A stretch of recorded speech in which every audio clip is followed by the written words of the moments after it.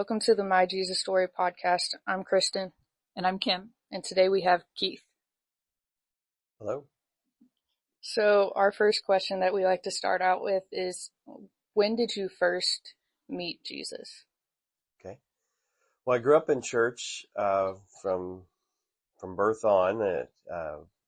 Went to a couple of different churches. My time when I accepted Christ, had struggled as a kid. Went to a church camp. I don't know. A lot of folks have done that over their time, and a lot of friends were making decisions, and I followed along with that decision. And later on in life, I got to be about I was 7th, 8th grade, and we had evening church service. And on my way home after the sermon, I don't even remember what the sermon was on now, but I can remember on my way home realizing I don't know Christ, and spoke with my parents. We lived about 20 minutes from our church, and she called a faithful deacon in our church, good friend of ours named Volley Witt, and he came over. He knew I struggled with assurance of my salvation, and you grow up in church, you know what needs to be done, placing your faith in the Lord and believing in all that He's done for us, how He died on the cross for us, He took our sin upon Him. You know all the details of that, but it's a matter of getting from your head to your heart, and for lack of a better term. And I knew I needed to follow Christ, and at that time I accepted Christ as my Savior, if you want to use that terminology. And we were in our living room, and I remember him specifically, and I've gone back to this in my life. He says, "I want you to remember, Keith, where you are right now, and the decision you made in your heart, and that what Christ has done for you." And I continue to hold to that in my life. I know he's saved me. I know he's what He's done in my life, and I think everyone has a time of doubt in their life, and I've used those exact terms when I've spoken to young men and young ladies, mostly young men when I'm out at the altar, that I know they're struggling in their faith to say, okay, let's get this settled. We know this, this commitment, that's not the right way to say that, but you know that you've followed the Lord, and He has saved you. There's nothing that He's going to do that's going to take you out of His hand, and gone from there. So that would be, I don't have a flashy testimony, but I can say this: I also don't have the baggage that comes with that kind of sin. So anyone that's listening, if you say you think that, I don't have that testimony, that the guy who'd been steeped in drugs for 15, 20 years of his life, that's okay.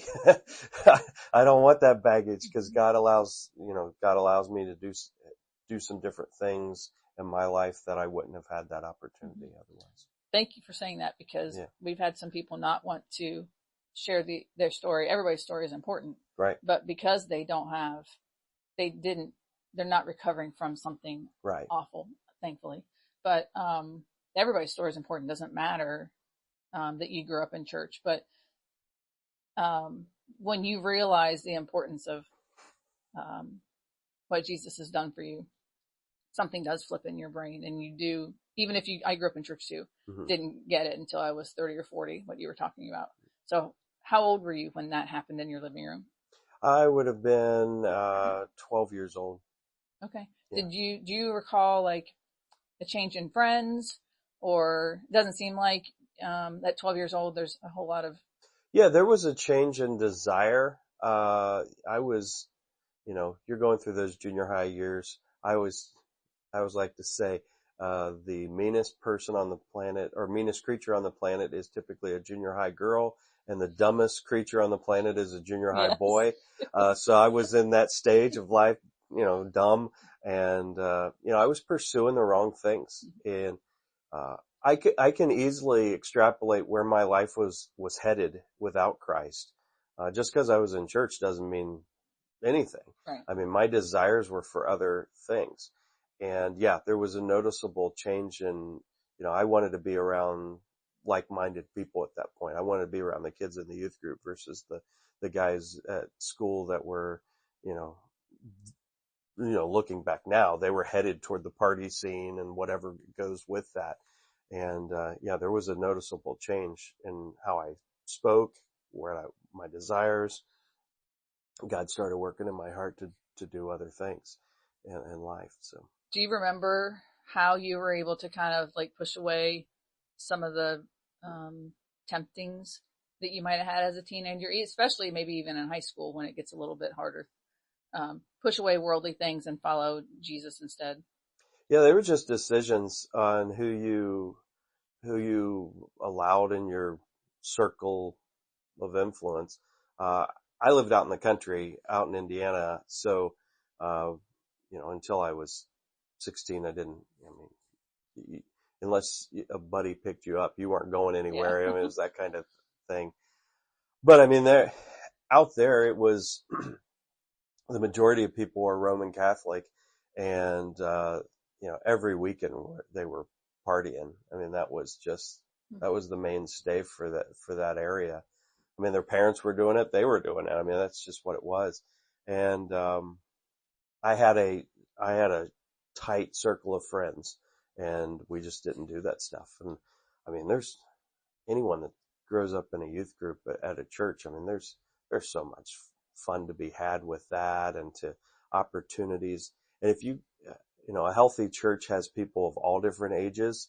So, you've got extra grandmas and grandpas and extra aunts and uncles. I mean, they're not family, but they are. Yeah, sort of the same purpose. Yeah, exactly. And the church family is vitally important. So I was heavily involved in our youth group. But, I did that. I'm an outgoing person typically. I was even more outgoing at that age. So, I would say it was just a decision. I was really busy at the school as well. I was in the band, which our school had like 300 people in the band out of a school of 1,000. It was an anomaly. Wow. So there was a lot of things to keep busy and some sports and things like that. Mm-hmm. So I just made the decision not to pursue those things. It was an intentional. Yeah.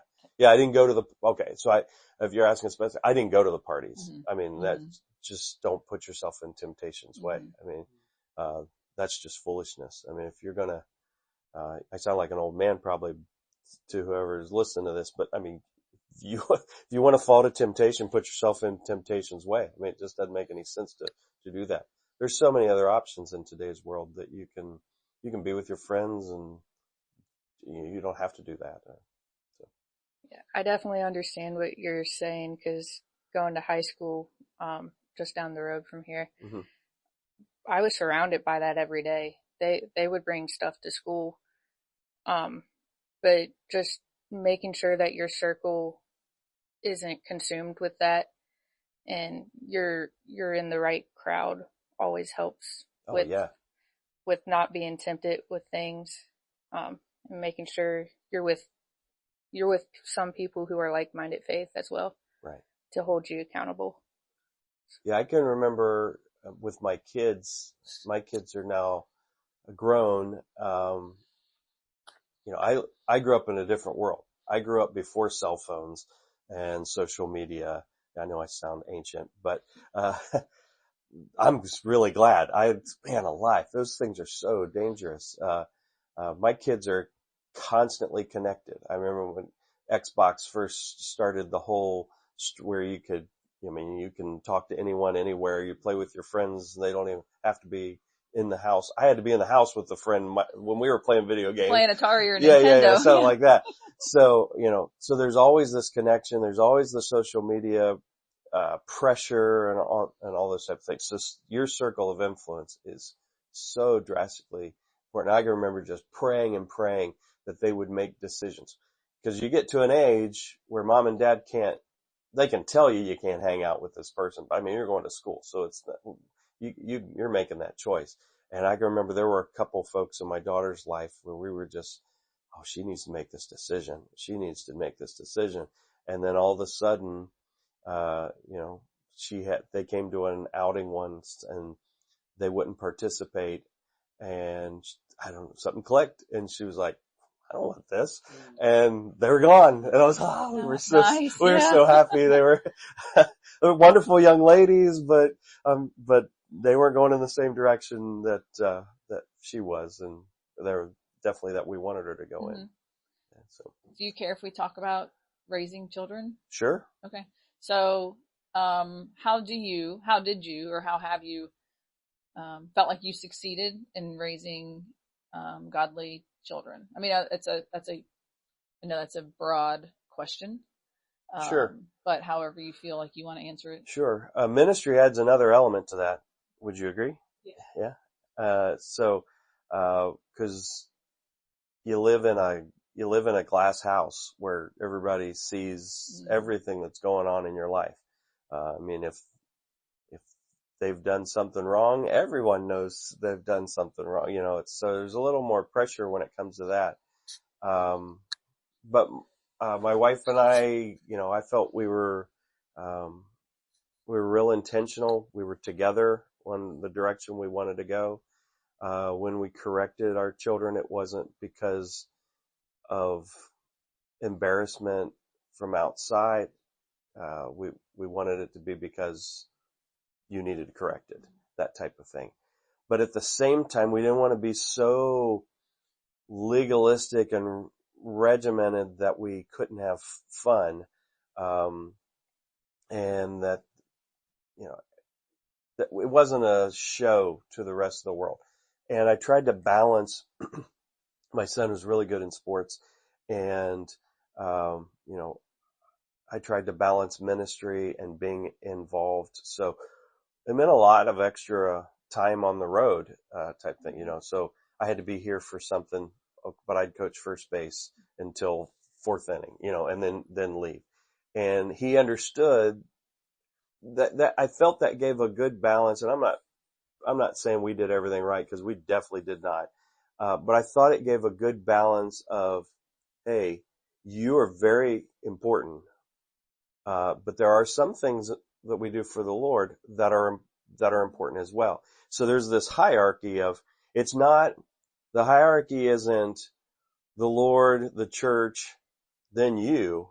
The hierarchy is the Lord, those that God's given me responsibility for, you, and then how we serve the Lord. And when those get reversed, then you get kids, especially in the ministry, they're like, I don't want to have anything to do with this when they get older. And, my daughter went to Moody Bible Institute, as a counseling major, and, she had a lot of PKs, pastors' kids, and MKs there, and they wanted nothing to do with ministry, because they felt ministry had stolen their parents from them. And, we prayed that God would allow that to not happen, because we had seen it, and we didn't want that to be. I don't know if that answered your question. I've seen that with a lot of PKs too. Mm-hmm. And being a PK myself, yes. I know what you're talking about. So it's definitely good to, how you explained it is perfect. That's how my parents explained it to me. So. Yeah, the big thing is how you correct your kids, because if you think you're getting corrected because this deacon is looking at you, that's not the right reason. The reason to be corrected is because we've not done something right, or not to be corrected. Sometimes people disagree with you, like, hey, that's how we live as a family, that type of thing. So. How did you know when God was calling you into the ministry? So I'm an oddball, which you probably know that just from talking with me so far. So I went away to college, and I had a desire to work with teenagers and to work in music. I'd done a lot of music at our school, high school, and I just did not feel the liberty of the Lord to follow that as much as a 18-year-old can know that. And I was good in math and science, and I went away for engineering. So I went away to school up north, and then we start to see God's hand in our lives as we go. You're going to look back in like 5 years and you're going to be like, oh, that's why I was doing that. Oh, that's why this person was put in my life, and this person was no longer in my life. And so I was going to school. I get an opportunity to co-op, and my co-op job just happened to be in Cincinnati. And at that point, I get to come to my home church, and I get to start serving here at Friendship. I came here when I was 17 as a senior in high school. So I started serving here at the church, and opportunities came up. Leanne, my wife, we met my senior year in high school, so we're dating all through college, and so I could be around her, building relationships with different folks, getting to help with the teens, that kind of thing. And then at the end of that, the co-op time, I got hired on with that co-op company, and so I'm here at Friendship. And it just so happened that the guy who'd been leading our music for several years, he was in a Southern Gospel trio, and they decided they were going to go on the road, so they needed somebody to start leading the music. All right. And then they just happened to be starting another section of our youth group, so they needed another leader. So all of a sudden, I'm doing the two things that I felt God had placed on my heart. I'm doing it as a volunteer. I'm leading the music. I'm working with our 6th grade teenagers and doing that. And I had a desire to start a choir. We had a seasonal choir where we do like Easter musicals, Christmas musicals, 4th of July type thing, but we didn't have a weekly choir. And our pastor at the time, Brother Preston Richardson, he was here, pastor for 35 years. And he said, I'll let you start a choir if you'll start, he always wanted an orchestra. He says, if you'll start an orchestra. Well, I'm young and dumb, and I was like, yeah, sure, let's do it, that kind of thing. And so I was probably burning the candle on both ends for longer than I should have. But so we started a weekly choir. We started that. I did this for about 5 years. And I mean, I was up here almost every night. I mean, it was that kind of thing. And I'm getting to your answer, I guess. This is a slow way of telling. And I just felt God, I would finish a weekend, especially like after Easter or something, and I would go back to work, and I liked my job. It paid well. It was a nice job, good people. Your mom was there, right? But I'd go back and I'd be like, I just didn't feel fulfillment. And it just continued. I felt the Lord working in my life to do this full time. And after 5 years, the church asked me to come on full time. And so I came on full time, and that was in 2000. So when were you guys born? Born 2004. 2005. All right. So yeah. 1970s. Yeah. Okay. All right. Good. So yeah, I came on in 2000, and I came on as the music director. Eventually became associate pastor. Worked with our college ministry, which was one of my favorite things ever to do. Just the energy that comes with serving in that group of people. And I've done a little bit of every ministry. And then in 2021, I became senior pastor. So I've about 5 years now been senior pastor. So God's slowly equipped me. And what you find in ministry is you start with one small thing that, it's not small, but one thing that you're doing, And as God, gives you, some, abilities there, you start to have more, what's the term today, margin, where your ministry grows. You get new opportunities, and it continues to grow and to do things. So, going back just a smidge, when you first started into, not ministry, but let's go back to like when you're in your 20s and you feel like you're moving in this direction and you're learning more about God and you're understanding all the awesome stuff he brings. Did you ever feel the desire or the need to you had to save the world? Like, I feel like sometimes when people first understand God and have a relationship with him, they want everybody they know to have that same thing. And then there becomes like an overwhelming moment when you find out not everybody's interested. I don't know. I think growing up in church, I sort of had, it's always been a consistent uphill. I had a desire to share. Mm-hmm. I would say that was more it, the desire to reach folks and to share Christ. I've always had a desire to see, I think it's the pastoral side of it, is to see people grow in their faith. Mm-hmm. I share Christ with others. I definitely don't have the gift of evangelism, where, some pastors, like a Billy Graham type, mm-hmm. where he speaks the most simple message and like just hundreds and thousands of people come to know Christ. Mm-hmm. And you look at the message and you're like, what is that? And that's because, that's the most prayed for location on the face of the planet when he preaches. Mm-hmm. And God is working through him. He definitely has the gift of evangelism. I do not have that. Mm-hmm. I understand that. I share Christ, people, and God uses that to draw people to him.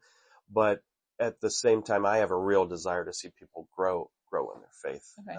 So that's where I've focused a lot of attention on, discipling. Perfect. Because that was my next question. It seems like there are a lot of people in this 2000s, people born in the 2000s, this generation, mm-hmm. who are seeking for truth and trying to sort through everything, but finding Jesus in the middle of it. Mm-hmm. So do you have advice for people who are just starting, who are trying to figure it all out? Yeah. I guess the thing I've found the most from watching, like I said, I got to work with college students for a long time, and my wife and I have done several discipleship things in our home.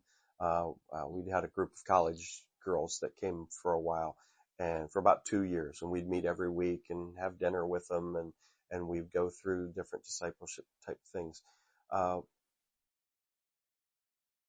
guess I don't know if I'm answering this question, but the thing I noticed the most about your generation is you're the most connected people and also the most disconnected people. Mm-hmm.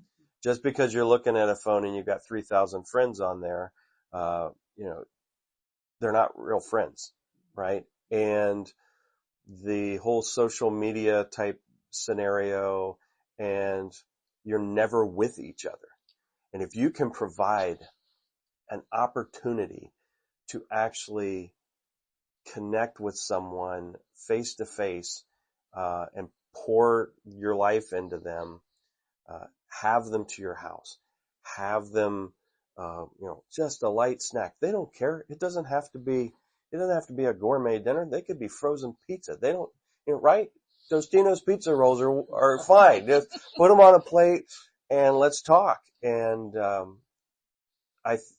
people are starving for someone to actually contact them. And, you look at the leper, where, no one would touch this man because, they were told not to, but no one would touch this man. And Jesus, when he heals him, he doesn't heal him. He touches him. That's so impactful. That just ability to contact someone and let them know you care. I think that's mm-hmm. all the difference. Mm-hmm. Yeah. No, I'm Kristen, curious to get Kristen's opinion on that. Do you care to share? Yeah. I do think with all the technology in our generation, it separates us. I get that some people think it brings us together. Social media, you can contact people, but I also think it separates us, because having a relationship with somebody in person is far greater and more impactful than talking over a phone. Yeah. Statistics show over and over that the level of loneliness and the level of anxiety in anyone, and folks from 30 down, is more than any generation we've ever had in America. And that's why, without a doubt. It's kind of an easy toss question. All right. But I'm always curious, for ministers, people who do this for a living. Mm-hmm. Is there a story in the Bible that either touched you when you were younger, or that you kind of grasped onto and was like, and never forgot? My two favorite, one's developed since I was become older, but my favorite growing up was the story of Joseph. Mm. Yeah. And just, actually, and David is my second. And I think they're both for the same reason, is God, I didn't become a pastor till I was 30. Mm-hmm. So, and I don't know if God had that in mind when those became my favorite, but there is this time of preparation in both of their lives. Mm-hmm. Joseph's sold into slavery. He's in jail for a period of time, and all of that is developing who he is, to where when God finally needs him in that spot, mm-hmm. You know what I mean by mm-hmm. that, where God has the spot that God has for him, he's ready. Mm-hmm. And the same thing for David. David goes through terrible stuff. He's running for his life. He's been crowned. He's been, anointed as king. He's not going to see it for, 15 years of his life. Once again, running and running. And then when it's time, he has wisdom he would never have had earlier on. And God has prepared him. So. Yeah. Those types of things stick out to me. Yeah. And that speaks to the last question, which was this generation who is used to getting, the younger generation, I don't know, you 20 somethings, who's used to getting everything in an instant. And I think we're all that way to a certain extent, every generation, but we see it, I think. Because we're on the backside of it. Yeah. Well, everything is instant, more instant now, but I agree. The timing of God. Mm-hmm. Yeah. The timing of God is throughout Moses is 40 years in the backside of the desert. Jacob is, with his father-in-law for 20 years. You look at these numbers and you're like, nobody looks at that and says, I want to spend 20 years just flopping around. But that's not wasted time. I do remember this when I co-opted. I had 5 co-op sessions, and I was in a couple that I was like, I never wanted this boss is terrible, or I never want to do this job. And I changed my mentality pretty quick on that to realize this isn't wasted time, because I realized this isn't the kind of boss I want to be, and this isn't the type of job I want to have. It wasn't just a wasted 3 or 4 months on that co-op term. It was a learning experience. And there's a famous guy, he's outlived, he's been dead for decades, but his radio program has outlived 3 guys that have done the announcing. J. Vernon McGee, I don't know if you've ever heard of him. He's got this country voice, came from around here, but had a church in LA. And he went to a small church when he was first out of school, and there wasn't a lot for him to do. And as far as ministerial type thing, there just weren't a lot of people for him to even go to. So he spent that time studying and studying and studying. And he says that was not wasted time, because God has used that well of information, mm-hmm. and he's drawn from that the rest mm-hmm. of his life as a pastor. So, if you're thinking you're wasting your time somewhere, look around. God's teaching you something, mm-hmm. and you just got to be willing to realize it, and you'll see it as you get older, and as God gives you new opportunities. Mm-hmm. I heard a minister one time say, you almost don't want to be drawn out of a low place, because man, he works on you pretty good when you're in a low place.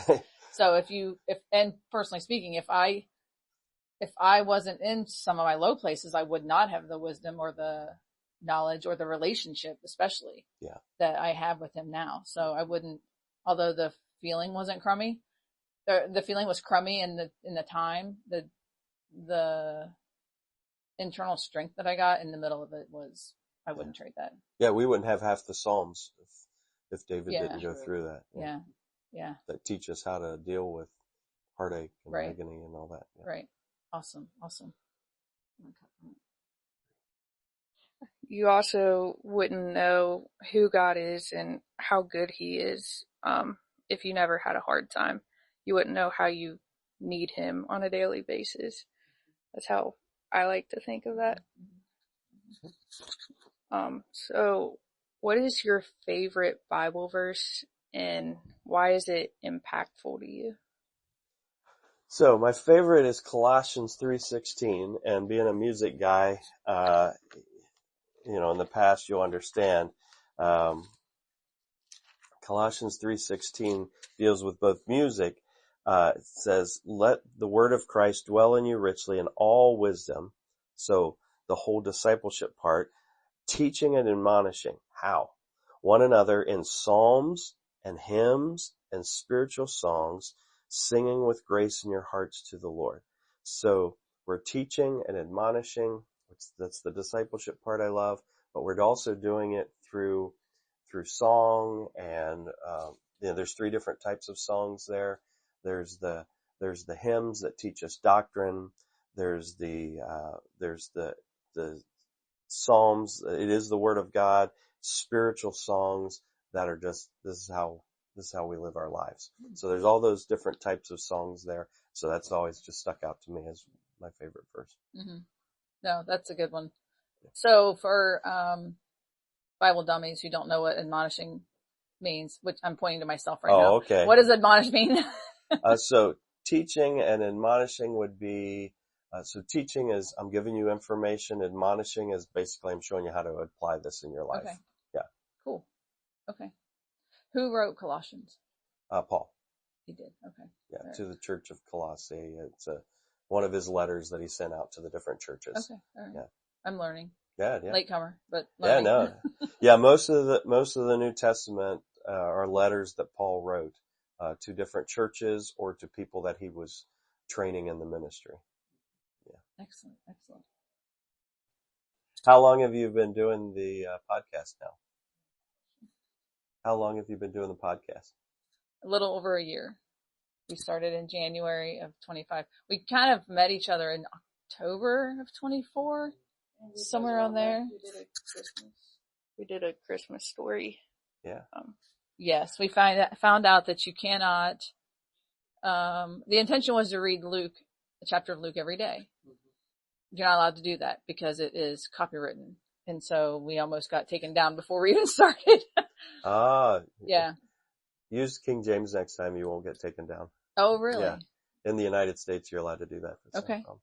I think with the United Kingdom, it's copyrighted in King James. So Spotify was flagging it, but every other platform would allow us to do it. Oh, okay. All right. So what is your hope with the podcast? What's your hope with the information from the different folks? Well, first of all, we just like the fact that regular people have big stories, not just celebrities. I think that was the important thing to all of us. Amen. Regular people have impactful, important things to share. And we're sticking to that. And now I can't say if somebody, interesting in society comes along that we won't interview them. Yeah, why not? Yeah. But we have interviewed at least one that came along. Yeah. God laid it on my heart to interview a NASCAR driver named Lake Speed. Cool.